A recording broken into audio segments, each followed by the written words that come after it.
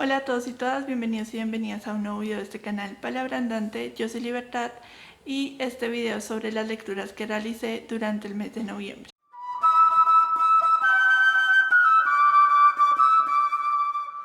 Antes que nada, como siempre les recuerdo que si les interesa apoyar este tipo de contenido relacionado a la literatura, pueden suscribirse y activar la campanita de notificaciones para que YouTube les avise cada vez que suba un nuevo video. Este mes de noviembre que pasó fue un muy buen mes de lecturas, no solo por la cantidad de libros que leí, que fueron en total 8, sino por la calidad de esas lecturas. Tuve 2 libros que pasaron a ser de mis favoritos, tuvieron como la máxima calificación en estrellas, que son 5/5, y de los que les voy a hablar a continuación. El primer libro es El País de la Canela de William Ospina. Esta es la segunda parte de una trilogía que escribió el autor sobre la conquista. Ya se las he mencionado mucho en mis videos, pero es que en serio me está gustando muchísimo esta trilogía. El primer libro se llama Ursua, este segundo es El País de la Canela. No he leído aún el tercero, pero espero que me vaya a gustar tanto como estos dos primeros. Este segundo, El País de la Canela, sí tengo que decir que me gustó más que el primero, porque me parece que es más ágil, más dinámico, atrapa más. Me gustó muchísimo. Lo leí para el club de lectura y ahí sigo comprendiendo que estos libros no son como para todo el mundo. Tiene que ser como gente muy interesada en las ciencias sociales y en este tema de la conquista, porque la mayoría de gente no pudo terminarlo, le pareció aburrido, como tedioso, pero a mí me pareció todo lo contrario. Se sitúa en el Perú, que a mí me fascina por su historia, y el protagonista no es Ursua, sino el narrador del libro de Ursua, que es un hijo de un español y también es hijo de una indígena. Entonces es también una mirada un poco diferente porque no es español y pues es algo que se nota en el libro y que es un excelente recurso literario utilizado por el autor para poder hacer una crítica frente a estos procesos de colonización tan brutales que se dieron. Entonces empezamos el libro desde una historia que se nos va contando sobre el imperio incaico. Entonces se nos pinta un panorama que nos permite entender cuáles fueron los factores que llevaron a que se pudiera realizar ese proceso de conquista, porque no es solo porque los españoles fueran superiores o esas historias que nos han vendido, sino que también tenía que ver con esa fragmentación que había, porque habían como 2 hermanos, entonces se dividieron el imperio, estaban en guerra y ahí fue cuando llegó la conquista. Entonces estaba como Atahualpa y el otro, que no recuerdo el nombre, porque soy muy mala para los nombres, ojalá fuera buena, me gustaría mucho. Pero el punto es que podemos entender más qué es lo que estaba pasando antes de la conquista. Y eso me parece muy, muy bueno. Y también algo maravilloso son las descripciones de los lugares. Porque se describen como esos lugares, la naturaleza, el paisaje, las construcciones, los templos.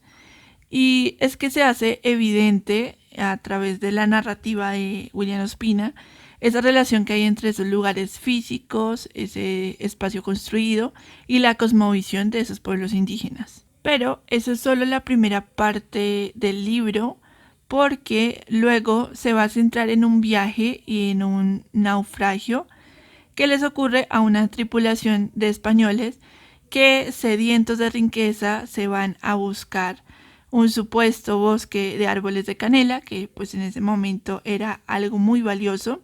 Y pues ahora, después de haberlo leído ya hace unas buenas semanas, recuerdo este libro como un largo viaje por un río, donde se crean diferentes percepciones sobre la naturaleza que van viendo, los ambientes y los distintos grupos indígenas que ni siquiera habían tenido contacto alguno con los españoles. Entonces eso es muy interesante.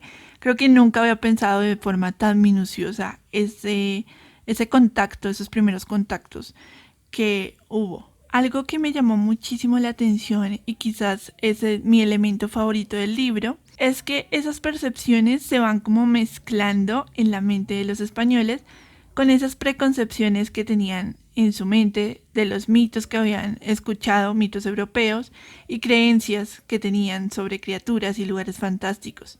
Entonces, por ejemplo, se ve el mito de las Amazonas, que cobra mucha fuerza en el libro y que me pareció muy interesante la forma en que se trata. Y es que no solo es eso, sino que también hay una hibridación entre la concepción, digamos, mitológica de los españoles, que tiene que ver mucho con Ovidio y que también con esas ideas que empezaron a surgir como de la Edad Media, de las que son hijos esos españoles, que se relacionaba con las historias que contaban los indígenas, que también tienen como esa carga mitológica o pues de como fantasiosa, no sé cómo enunciarlo, pero esa hibridación es maravillosa, creo que se logra de una forma muy interesante en el libro.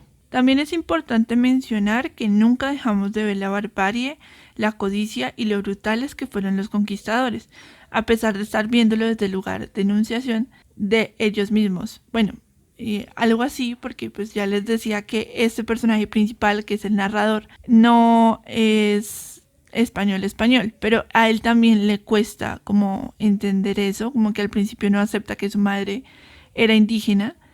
Y pues ahí también hay un tema de identidad. Entonces también están muy presentes las peleas entre los conquistadores, entre los españoles, peleas motivadas por la necesidad de tener y tener más y de gobernar como esas nuevas tierras. Y es algo que también veíamos mucho más profundamente en Ursúa. Es un libro que está cargadísimo de temas, personajes, datos, información que entiendo que puede llegar a agobiar a muchas personas, pero que yo creo que merece su tiempo, merece su lectura, porque es que nutre muchísimo y creo que si uno lo leyera mil veces, se puede enfocar en aspectos diferentes. Es un libro que es muy amplio en ese sentido de todas las temáticas que se pueden llegar a tocar y que por eso me gustó tantísimo. Le puse 5 de 5 estrellas y es uno de mis libros favoritos. Es hora de pasar con todos los libros infantiles que leí en el mes. El primero se llama Un regalo diferente de Marta Azcona y Rosa Osuna. Es un libro sobre un niño que le regala a otro niño, creo que de cumpleaños, un retazo de tela. Entonces el niño al que se lo regala no entiende como por qué ese regalo y empieza a descubrir que puede ser más útil y más interesante de lo que pareciera. Es un libro corto, pero con un mensaje contundente y le puse 3 estrellas y media sobre 5. Luego está Olivia de Ian Falconer. Este es un famoso cuento sobre una niña cerdita muy inquieta con sed de conocimiento, en la que puede verse representadas muchísimas niñas. Es un libro muy tierno y le puse 4 estrellas también por las ilustraciones. Ahora voy a hablar de 2 libros casi que al mismo tiempo y me refiero a El niño gato de Triunfo Arciniegas y Dipacho y El rey bondadoso de Toño Malpica y Valeria Gallo. Es que ambos tuvieron para mí un gran problema que se relaciona entre ambos libros, aunque siento que en el del rey bondadoso está en menor medida. El cuento del niño gato es sobre un niño que se siente diferente a todos los demás, pues por ser un niño gato, y se está buscando a sí mismo. Y el del rey bondadoso es una historia muy triste sobre la relación de un niño con su mejor amigo que es su padre. El problema está en que en ambos casos los protagonistas tienen la resolución del conflicto en alguien más. En una niña gata, en el primer caso, y en una niña humana que le gusta al niño protagonista en el segundo caso. Creo que esto es muy perjudicial en la literatura infantil porque da el mensaje de que nunca puedes estar solo, que siempre tienes que estar buscando pareja y que la resolución de tus conflictos internos, del duelo, de la tristeza, de la soledad, siempre va a estar en un otro. Y pues también como que esto impulsa un sentido de codependencia emocional y del amor romántico que me parece que ya a estas alturas no debería seguir como impulsándose y menos a través de la literatura infantil, porque llega como a estas nuevas generaciones. Sobre todo, digamos, en el caso del Niño Gato, yo estaba muy feliz leyendo ese libro y me parecía precioso y las ilustraciones muy bellas, y como que al final no tiene mucho que ver esa resolución del conflicto con el resto de la historia, porque es como que el niño se siente solo, se siente apartado, se siente diferente y encuentra una niña gato, y estando con ella es que logra como aceptarse a sí mismo, lo cual no creo que sea así la cuestión. Creo que cada uno debe tratar de solucionar como sus problemas personales, tratar de encontrarse a sí mismo y no en una otra persona. Y bueno, es como el mayor problema que le encontré a ambos libros. Los leí casualmente muy seguidos unos del otro.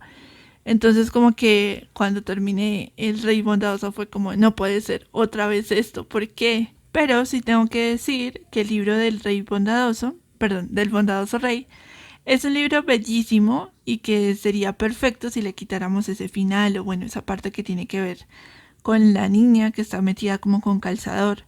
Y es que es un libro que reta al lector, tiene unas ilustraciones que realmente te hacen sentir en ese barrio y que tienen muchos detalles y como que requieren su propio tiempo de lectura. Me encantaron esas ilustraciones. La historia en sí es dulcemente triste, es muy buena, no sé por qué se tuvo que arruinar con ese detalle, pero le puse 3,5 estrellas y al Niño Gato le puse 3 estrellas. Leí otro cuento infantil que se llama Mi casa, de Davide Cali, no sé cómo se pronuncia ese Davide, y Sebastian Mouraine. Es sobre un chico que vivía en un pueblito, pero se le quedaba pequeño ese lugar. Entonces él quería vivir y conocer esas grandes ciudades. Va viajando y buscando a través del mundo cuál es ese lugar al que pertenece o donde se pueda como sentir más a gusto. Tiene también unas bellísimas ilustraciones. Es un cuento muy sencillo, muy corto, pero muy bello. Tengo que decir que siento que estoy descubriendo que me encantan las ilustraciones de lugares, o sea, como cuando se representan lugares que están llenos de detalles, que están llenos de casas, que están llenos de gente. Me encanta ese tipo de ilustraciones y le puse 3 estrellas sobre 5. Pues me di cuenta que dos de los libros que más me gustan de la literatura infantil, que me parecen muy buenos, son protagonizados por cocodrilos. Y sus historias tienen que ver con los cocodrilos, por supuesto. Este libro del que les voy a hablar también. No sé qué relación hay entre los cocodrilos, la literatura infantil y las buenas historias, que siempre van juntos, siempre van de la mano, o por lo menos en esta experiencia de lectura que yo he tenido. Les voy a hablar de Los cocodrilos copiones, de David Bedford y Emily Pola. Siento que estamos en un sistema que siempre está incentivando la competencia. Entonces, pues eso viene de que la economía sea neoliberal, eso viene de que la educación y otras esferas de la cultura respondan a este sistema económico, y siempre se trata de ver a los otros como competencia, como enemigos. Y yo como profesora he visto muchísimas veces en estudiantes que se quejan como, profe, él me está copiando, ella me está copiando, ellos se me copiaron. Es un problema sobre el que había reflexionado pues bastante, porque es el síntoma de esta sociedad. Pero me gusta mucho cómo se trata en este libro el tema de que los demás siempre te estén copiando, ¿no? Y cómo se ve como el tema de la copia, sobre todo esa relación que hay entre los espacios colectivos en los que podemos habitar y también los espacios individuales, los espacios donde estamos solos nosotros y queremos estar solos, y que ambos son necesarios y ambos son importantes para nuestra vida. Entonces siento que es un cuento muy chévere, muy divertido, y que el título desde el principio me llamó la atención y le puse 4 estrellas sobre 5.